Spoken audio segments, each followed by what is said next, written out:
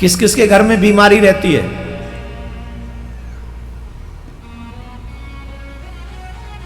आप देखेंगे आजकल कलयुग के घरों में ऐसा कोई घर नहीं है जिसमें एक बीमार व्यक्ति नहीं है।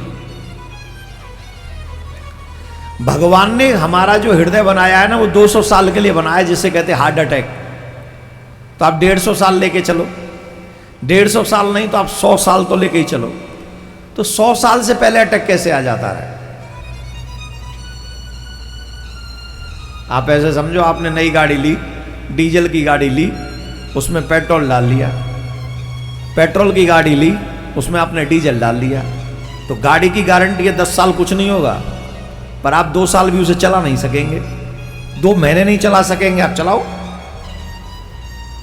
वैसे ही परमात्मा ने जो ये हार्ट दिया है, हमें हृदय दिया है, ये 150-200 साल के लिए है, पर 100 साल तक तो कुछ हो ही नहीं सकता इसमें।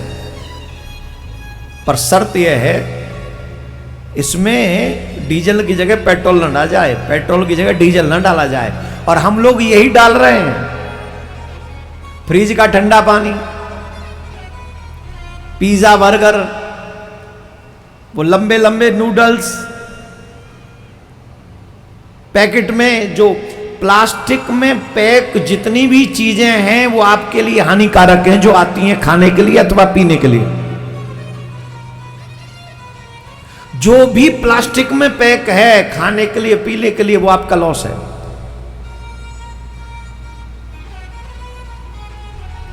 फ्रिज में रखी हुई सब्जियां आपके लिए लॉस है। फ्रिज में रखी हुई रोटी, बासी आटा आपके लिए हानिकारक है। तो आप डीजल की गाड़ी में पेट्रोल डालने का काम कर रहे हैं, तो फिर हार्ट अटैक आपकी गलती से है, भगवान की गलती से नहीं। ये गलती आपकी।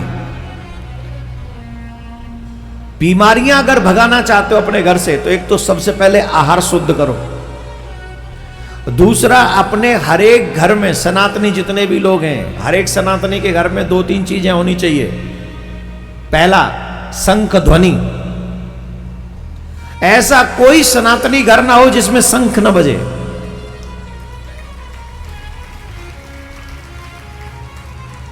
माताएं नहीं बजा सकती शंख, पुरुषों को ही बजानी है, जो 12 बजे तक बिस्तर नहीं छोड़ते।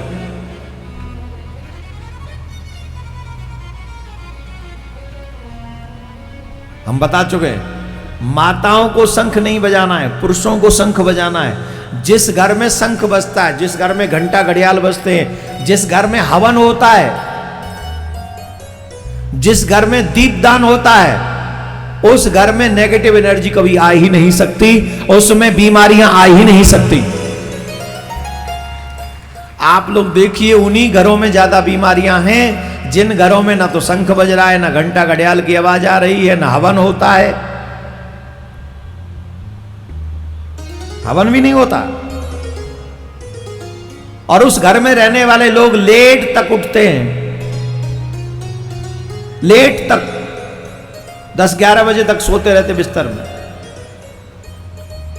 और कोई शुद्ध आचरण नहीं है। उनके घर में बीमारियों का अंबार लगा पड़ा है,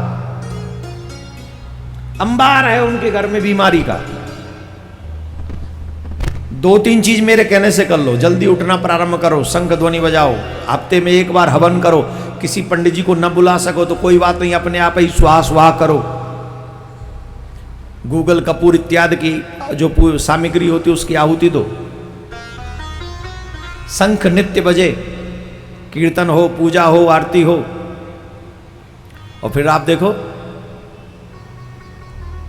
आपके घर में पॉजिटिव एनर्जी रहेगी, आपके घर में भगवान की कृपा रहेगी। ये भगवान की कृपा का ही दर्शन है जिस घर में बीमारी ना हो। सबसे बड़ा सुख पैसा नहीं है, अकाउंट में कितने नंबर्स हैं, इससे कोई फर्क नहीं पड़ता। हमारे शास्त्रों में जो पहला सुख है वो है पहला सुख निरोगी काया। आपके शरीर में कोई रोग नहीं होना चाहिए। और आज 99% छोड़ दो तो 90% सभी घरों में रोग है। एक आदमी बीमार जरूर मिलेगा, और हर एक आदमी के घर में कम से कम 10, 15, 20 हजार की दवाई चल रही है, और एक दवाई ऐसी नहीं बनी जिससे शुगर खत्म हो जाए। ये दवाई बनाने वाले भी बड़े इंटेलिजेंट आदमी हैं, रोकथाम करने की दवा बनाते हैं, खत्म करने की दवा नहीं बनाते। आदमी खत्म कर देते हैं, पर है मजाल है कि रोकथाम हो जाए रोग की। मंदिर में 10 रुपए चढ़ाते हैं ये लोग और हर महीने 25,000 की दवा खाते हैं ये लोग। धर्म पे खर्चा नहीं करेंगे लेकिन दवाइयों पे खूब खर्चा करेंगे। अरे शंख बजाने में कितना रुपया लगेगा बताओ? हवन करने में कितना रुपया लगेगा? सुबह उठने में कितना रुपया लगेगा? कई तो माताएं बहन मुझे ऐसी मिलती हैं जो कहती पता है अब तो महाराज दवाइयों पे ही जिंदा रहना है। काहे काहे दवाइयों पे जिंदा रहना? क्यों गिव अप कर रही हो?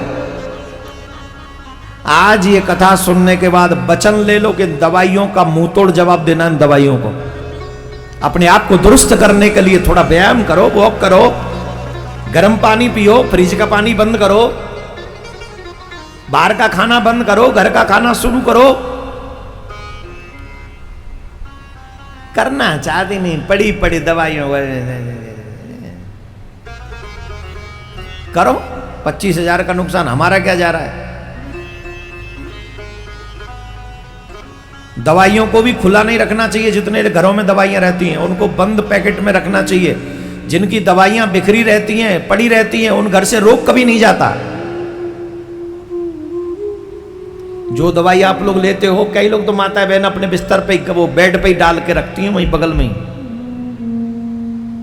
कभी बीमारी जाएगी नहीं आपके घर से।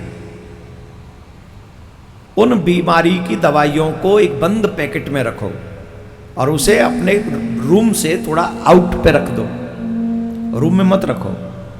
और भगवान से प्रार्थना करो कि ठीक ठाक हो जाए, तो असर होगा। बोलो राधे राधे। हर घर में गूंजे सनातन की आवाज। वीडियो को लाइक करें, शेयर करें और चैनल को सब्सक्राइब करना ना भूलें।